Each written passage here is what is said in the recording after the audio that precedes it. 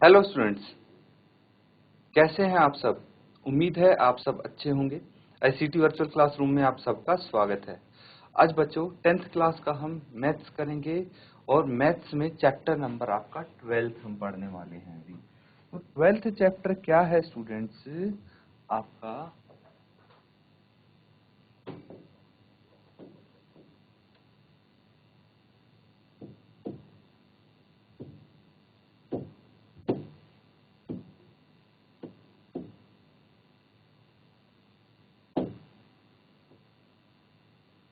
तो बच्चों ये जो चैप्टर है area related to circles, Hindi में क्या बोलेंगे इसको? वृत्तों से संबंधित क्षेत्रफल। ये चैप्टर हम पढ़ने वाले हैं बच्चों।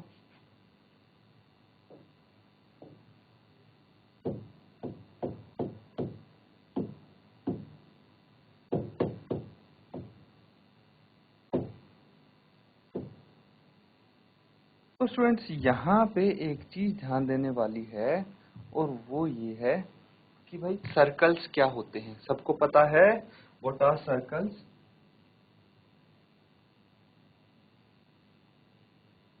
तो कुछ ऐसी अगर आकृति बनती है तो इसको हम सर्कल बोलते हैं।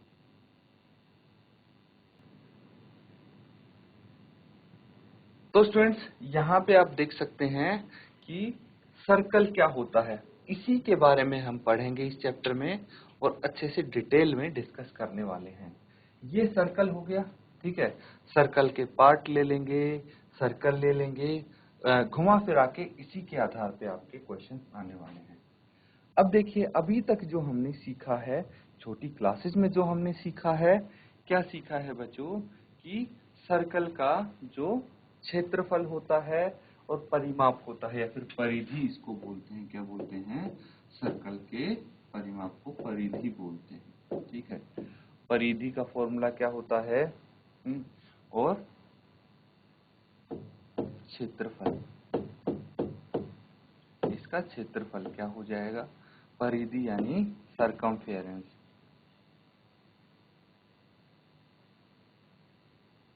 सरकमफेरेंस बोलेंगे इसको और इसको बोलेंगे एरिया। तो यही है चैप्टर का नाम भी, एरिया रिलेटेड टू सर्कल्स। अब जो परिधि होती है वो क्या होती है? तो ये यहां से हम डिस्कस कर सकते हैं बच्चों कि मान लीजिए ये जो मैं यहाँ पे बिंदी बना रहा हूँ, बिंदु यहाँ पे दिख रही है आपको, ये है सेंटर सर्कल का। इसका नाम हम दे देते हैं ओ। क्या दे देते हैं? इसको हम ओ बोल देते हैं। कुछ भी नाम ले सकते हैं आप। और इस जो सेंटर है सर्कल का, यहां से मैंने एक लाइन ड्रॉ की, ठीक है, उसके किनारे तक।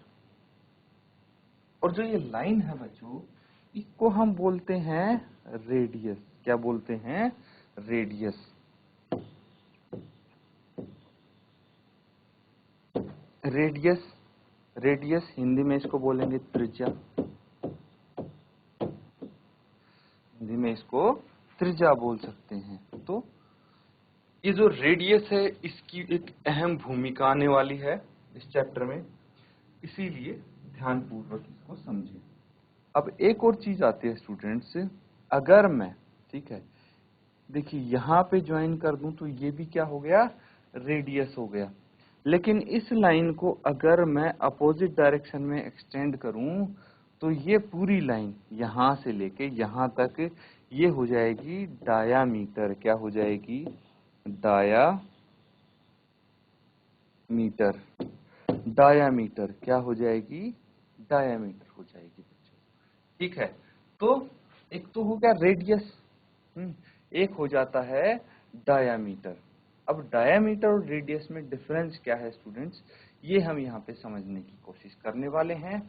तो एक सर्कल का, ठीक है, एक सर्कल का अगर कोई भी हम लाइन ड्रॉ करते हैं एक एज से दूसरे एंड तक, ठीक है, एक एंड से मतलब एक किनारे से दूसरे किनारे तक, जो कि सेंटर से होते हुए सेंटर के थ्रू जो पास हो, उसको हम क्या बोलेंगे? डायामीटर बोलेंगे। और डायामीटर क्या होता है स्टूडेंट्स?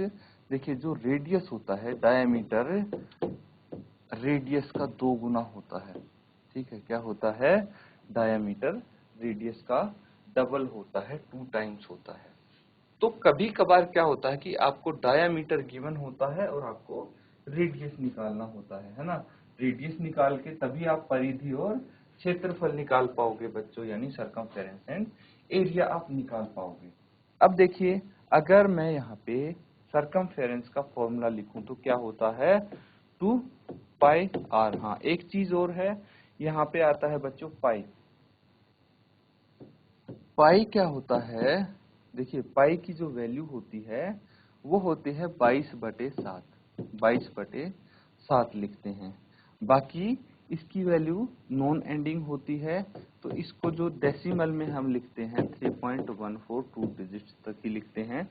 ये पाई की वैल्यूज हैं जो हम यूज कर सकते हैं। देखिए जो फॉर्मूले हैं, सूत्र यहाँ पे हम करेंगे तो उसमें पाई की वैल्यू बहुत अहम भूमिका निभाएगी। और जनरली जब तक आपको नहीं बोला जाए 22/7 ही यूज करेंगे, मेंशन किया हो कि 22/7 यूज करना है पाई या फिर 3.14 यूज करना है, तो उस अकॉर्डिंग आप पाई को यूज करोगे, इस्तेमाल करोगे। तो बच्चों जो परिधि है वो तो हो जाती है 2 पाई आर, और जो क्षेत्रफल है वो हो जाता है पाई आर स्क्वायर। क्या हो जाता है, पाई आर स्क्वायर। तो ये है बच्चों बेसिक जो फॉर्मूले आपने अभी तक पढ़े भी होंगे और इसके बारे में अच्छे से आपको पता होगा। तो ये एक जस्ट हम रिवीजन कर रहे थे आपके, कितना आपने पढ़ा है, ताकि जो हम यहाँ पे डिटेल्स में करेंगे इस चैप्टर को तो ये बेसिक आपको अच्छे से पता हो, इसीलिए इसको नोट डाउन कर लीजिए और इसके आधार पे ही आपके बाकी के कॉन्सेप्ट्स बेस होंगे इस चैप्टर में। नोट डाउन कर लीजिए। कोई अगर यहाँ पे डाउट लगता है बच्चों किसी को तो आप पूछ सकते हैं।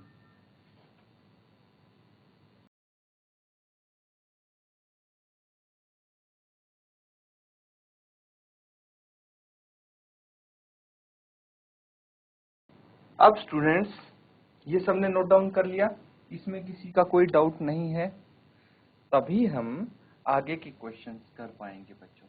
अब देखिए ये एक क्वेश्चन है, काफी बेसिक क्वेश्चन है जो कि आपको इजीली आ जाएगा।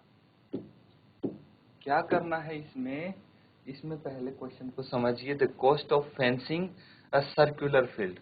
तो सर्कुलर फील्ड की बात होगी, मतलब सर्कल की बात हो गई, वृत्त की बात हो गई, ठीक है। एक वृत्ताकार क्या है, खेत है। तो इसमें उसकी फेंसिंग मतलब क्या होता है बच्चों, बाड़ लगाना। देखिए फेंसिंग मतलब होता है बाड़ लगाना और सर्कुलर फील्ड मतलब वृत्ताकार खेत।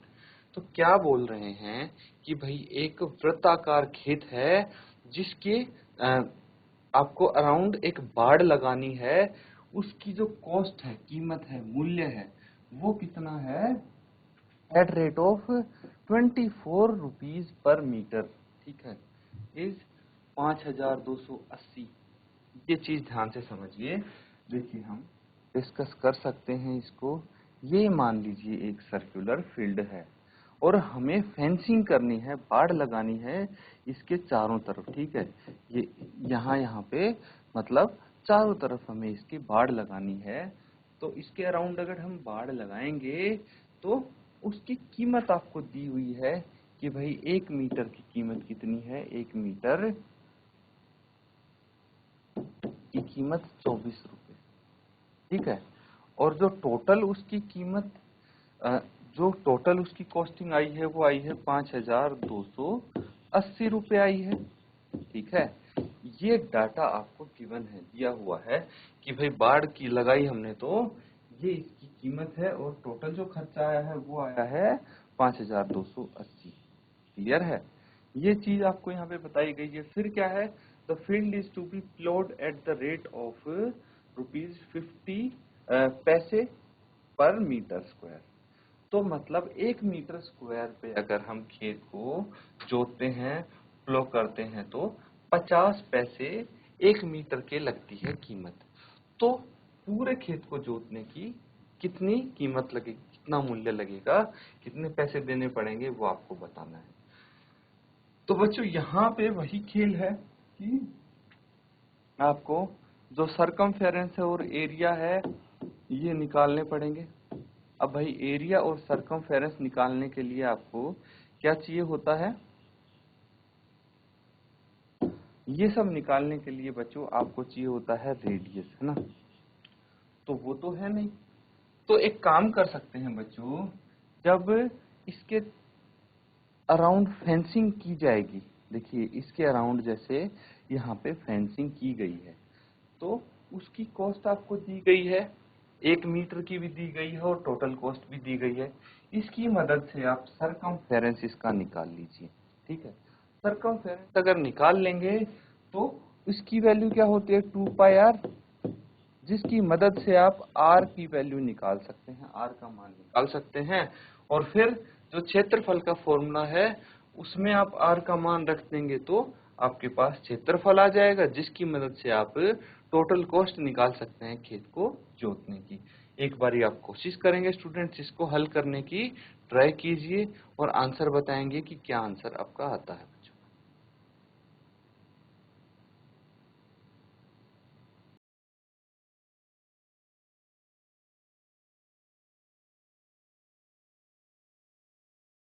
तो स्टूडेंट्स किस किस ने किया है, किस किस को ये समझ में आया है क्वेश्चन? यहाँ पे सबसे पहले आपको क्या निकालना पड़ेगा? सरकमफेरेंस ऑफ सर्कल निकालना पड़ेगा। सरकमफेरेंस ऑफ सर्कल मतलब क्या है कि जो भी बाड़ है, फेंसिंग है, उसकी लंबाई निकालनी पड़ेगी, ठीक है? तो लेंथ ऑफ फेंसिंग, या फिर आप हिंदी में लिख सकते हैं बाड़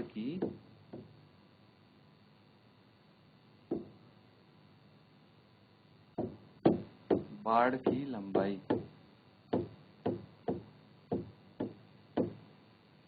बाड़ की लंबाई, या फिर इसको हम परिधि बोल सकते हैं, ठीक है?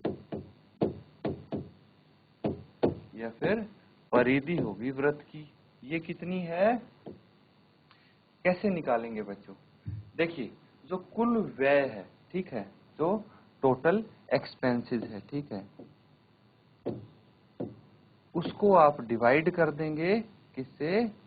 जो भी आपकी कॉस्ट है पर मीटर, जो रेट है या फिर दर जिसको बोल सकते हैं, तो जो टोटल आपका एक्सपेंस है, टोटल खर्चा जो हुआ है, टोटल कॉस्ट जो है, उसको आप जो दर है उससे भाग कर देंगे तो क्या आ जाएगी? लंबाई आ जाएगी।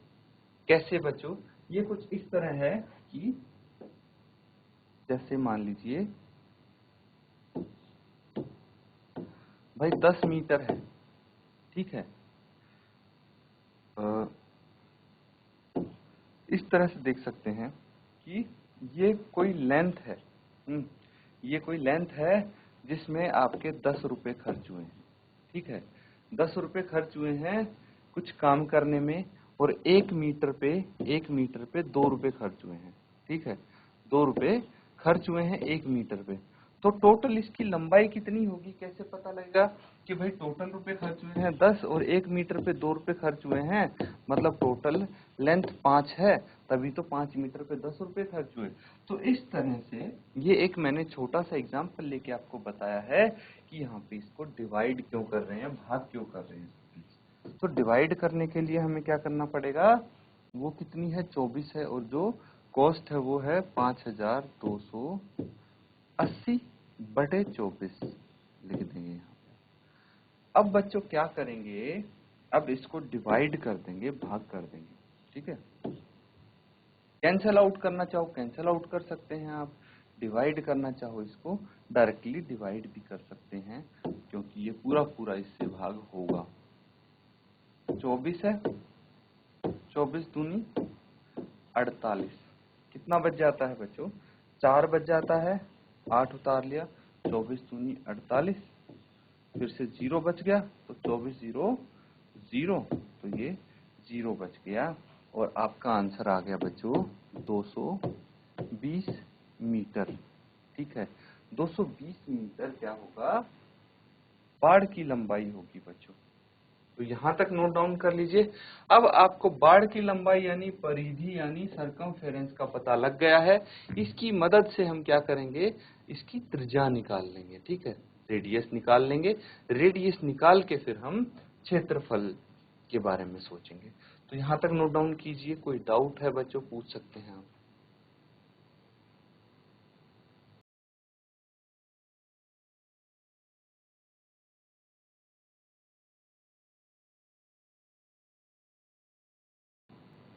तो बच्चों यहाँ तक आपने नोट डाउन कर लिया है। अब हमें ये पता लग गया जो भाई इसकी सर्कल की परिधि है वो 220 मीटर है, ठीक है। तो हम यहाँ पे बोल सकते हैं कि यदि खेत की त्रिज्या r है, तो अगर यदि हमने खेत की त्रिज्या को r मान लिया तो एक चीज हमें पता लग गई कि जो परिधि होगी, खेत की जो परिधि होगी वो क्या हो जाएगी, वो हो जाएगी बच्चों 2 पाई r, और ये कितनी है 220 मीटर है। ये सबको पता है। यहां से हम r की वैल्यू निकाल सकते हैं। कैसे? 2 इंटू पाई की वैल्यू क्या यूज करनी है बच्चों, दिया हुआ है 22/7 इस्तेमाल करेंगे आप, तो 22/7 का यहाँ पे इस्तेमाल होगा into r is equal to 220। Clear है?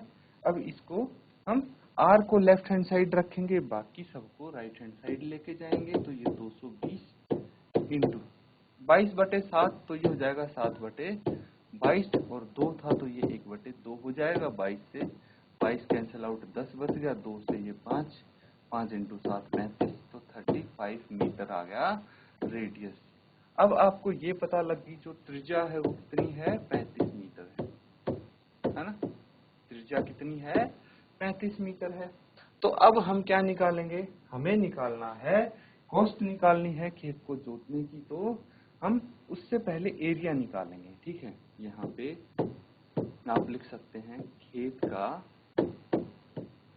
क्षेत्रफल। खेत का क्षेत्रफल क्या हो जाएगा, पाई आर स्क्वायर। क्या हो जाएगा स्टूडेंट्स, पाई आर स्क्वायर। यहाँ पे पाई कितना है, 22/7 है, आर स्क्वायर कितना है 35 इंटू 35 है। भाई आर स्क्वायर 35 गुना 35 ही तो है, इसको हमने लिख दिया भाई आर स्क्वायर, ये हो गया। तो इसको आप एक्सपेंड करेंगे तो कितना आ जाएगा, 22/7 इंटू 35 इंटू 35। अब मुझे बताइए कि इसका जो क्षेत्रफल है वो क्या आएगा, और जो टोटल कॉस्ट पूछी है वो कितनी होगी।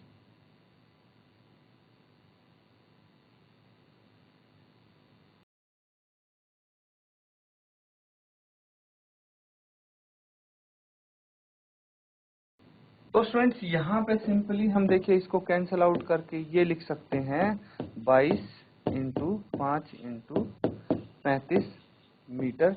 यहीं पे अगर छोड़ दें तो बेटर रहेगा, हमें अभी मल्टीप्लाई करने की जरूरत नहीं है। अब हम लिखेंगे कि 1 मीटर स्क्वायर खेत की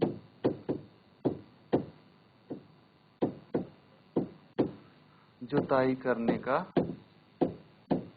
व्यय कितना दिया हुआ है, ये दिया हुआ है बच्चों 50 पैसे या फिर 0.50 रुपीस। अब आपको निकालना है खेत की जुताई करने का कुल व्यय।